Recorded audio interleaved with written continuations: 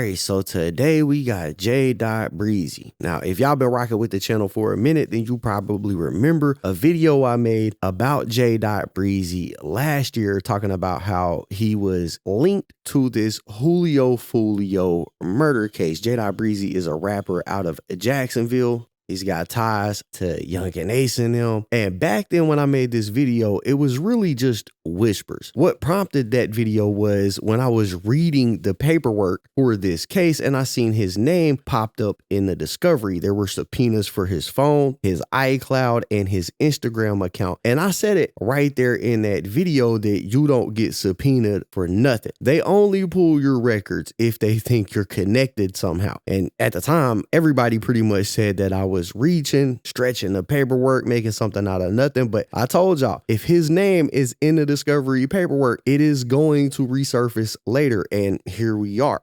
News is just coming out saying that a Jacksonville rapper named JDot Breezy has been kind of linked to this entire situation. And this news is all coming from the discovery paperwork that was filed in this case. Police were subpoenaing people's phone numbers and accounts to try to figure out what happened to Julio. They had filed subpoenas for JDot Breezy. So we can see right here that they subpoenaed his Apple iCloud account. His name in here is Jacory Rivers. In the next bit of this paperwork, we can see that they also subpoenaed his cell site records. And in this last one, we can see that they subpoenaed his Instagram account. And his name is listed right next to all of the people that were formerly accused, and also Julio's account was subpoenaed.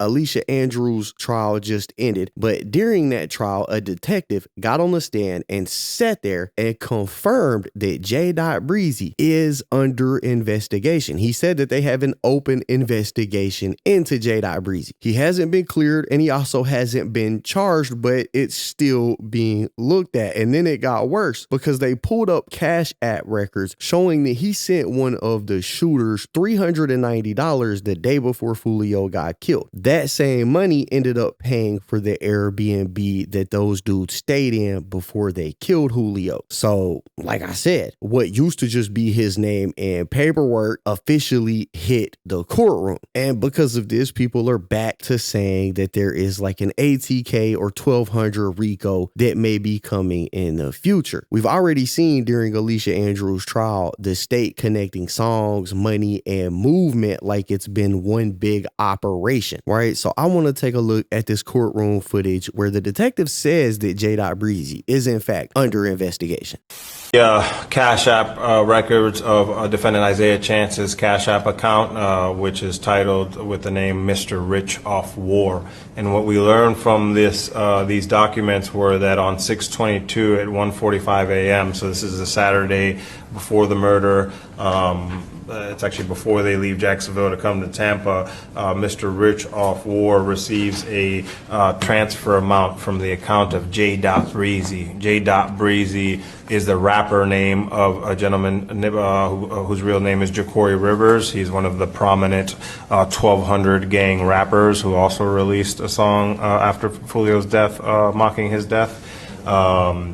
Mr. Jacory Rivers, JDot Breezy, sends Isaiah Chance $390, and then within minutes of the booking, we see that the charge was made for the Airbnb around that amount, $361.16. We see a charge there at the bottom from Airbnb. So although the Airbnb and we sent the subpoena to Airbnb that confirmed that it was this card that paid for it, the ones the defendant stayed at. So what we were able to determine is although Rashad Murphy booked the Airbnb that the defendant stayed at under his name and his Airbnb account, it was paid for by the Cash App card belonging to defendant Isaiah Chance, and that was provided funds by 1200 rapper Jacory Rivers. Isaiah Chance booked, paid for the Airbnb.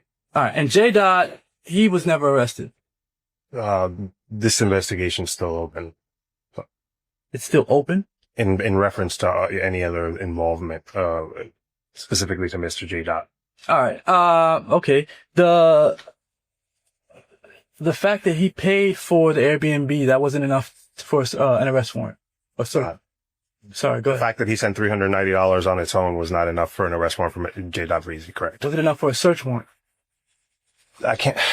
I kind of get the feeling that the cop might not have meant to say that, but it kind of came out if you look at him when he's saying it. But I mean, boom, y'all heard what he said. JDot Breezy sent $390 to Isaiah Chance, which is one of the dudes who's now locked up for Julio's murder. And a few minutes after he sent this money to Isaiah Chance, that same card was used to pay for the Airbnb that them boys stayed in. Now, listen, sending money isn't automatically a crime. You can cash app your homeboy for gas, food, even an Airbnb. You can send anybody money for whatever reason you want to. But when that same money ends up tied to a murder case, that's when the police start trying to build timelines. The craziest part of that clip is that the detective flat out said JDot Breezy is under investigation. That means that they are still digging. And that's why people keep talking about this ATK and 1200 RICO, because once prosecutors start linking money, phones, rap lyrics, it starts looking like one big ass operation. Remember, ATK has pretty much been on the radar since Queso's case. They have already labeled them as a violent organization, and now you add this Julio situation on top of it, and it's given the feds every reason to start connecting the dots. And if you think they won't, then just go look at YSL. It always starts the same way. One person is under investigation. They see one or two things that don't make sense, like a payment being made for the Airbnb. And the next thing you know, everybody's name is in the paperwork. And if you remember, shortly after Julio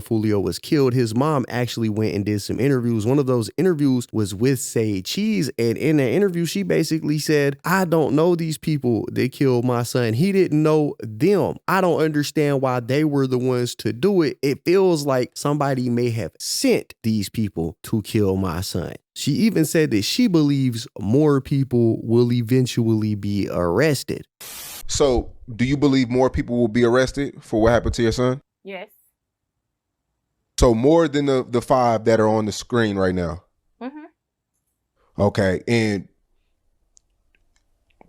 maybe 2 or 3 more? You don't know how, you don't know?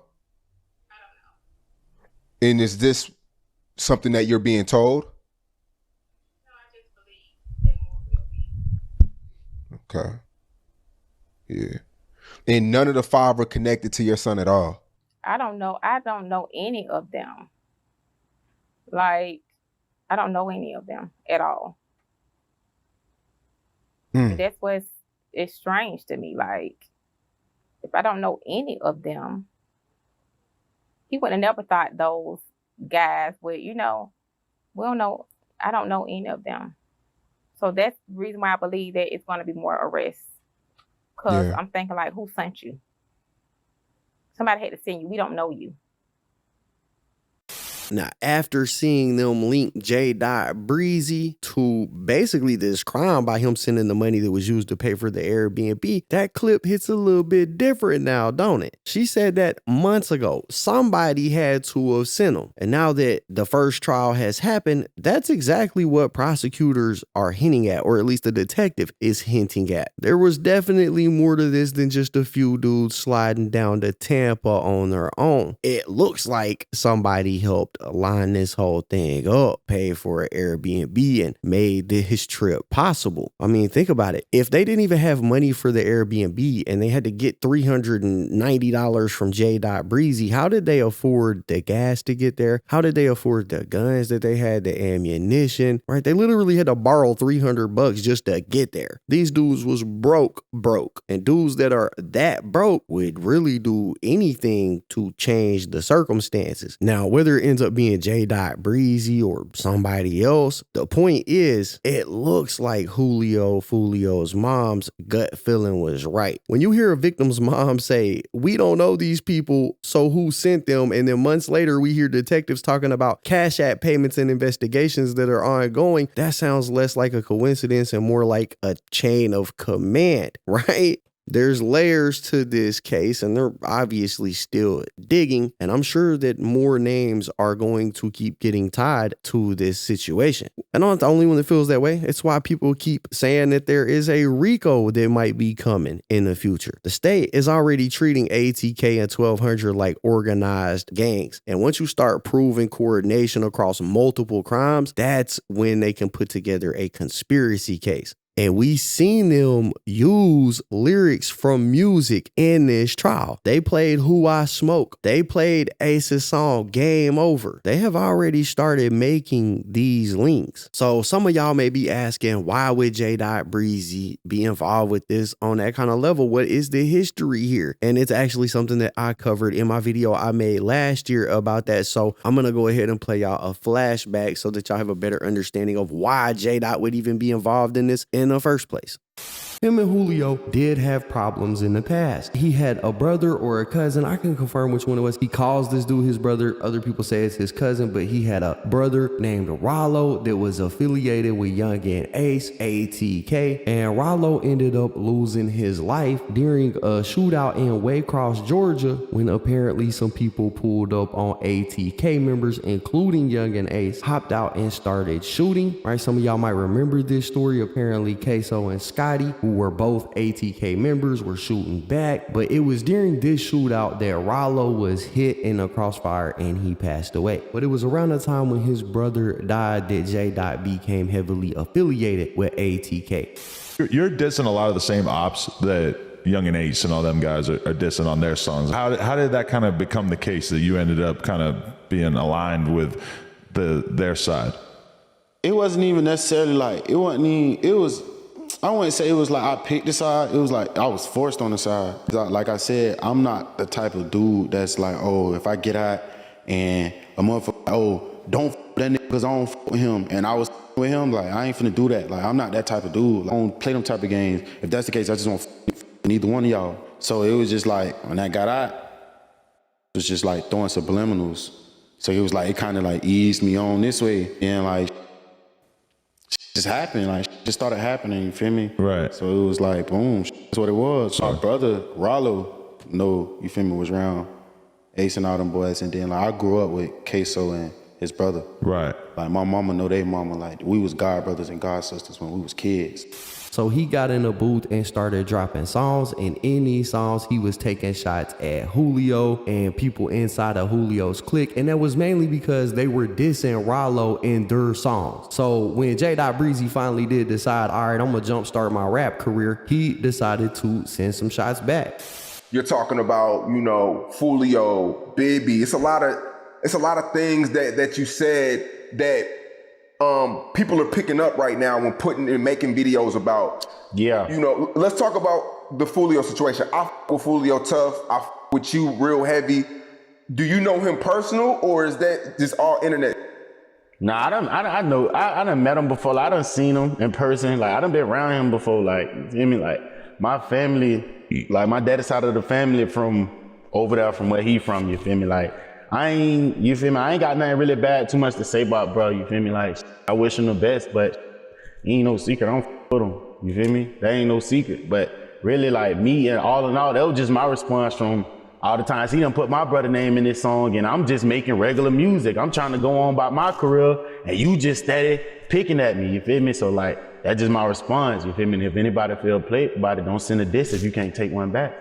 Yeah, so that's the history. That's what we got last year. I told y'all I thought JDot Breezy was being implicated in this. He was never arrested. He still hasn't been arrested, but according to the detective that got on the stand, he is still under investigation. They are still currently digging into this. And you know, if I was ATK or 1200 or anybody affiliated with these guys that have been involved, I would be wary, because with the trial of Julio taking place, the first person's been convicted. The rest of those guys are going to get convicted. There's this crime. The previous previous crimes that have taken place between these gangs. All of that can be used to show that there is an organized effort to maintain and further the gangs in Jacksonville. And when there's a conspiracy like that, it really truly is only a matter of time before somebody unseals a indictment that alleges that exact thing. So I wouldn't be surprised if a RICO comes down in the future. It's been, talked about online for a while now. It's never happened. But with what that detective said, man, it's hard to assume that there's not one in the works and that they're not investigating it, but that's my thoughts on it. That's what I think. Y'all gotta let me know what y'all think about this in the comments down below. Don't forget to hit the like button, subscribe, tap the notification bell so you get notified every time I upload a video. And as always, it's been fun rocking with y'all, man. I'm out.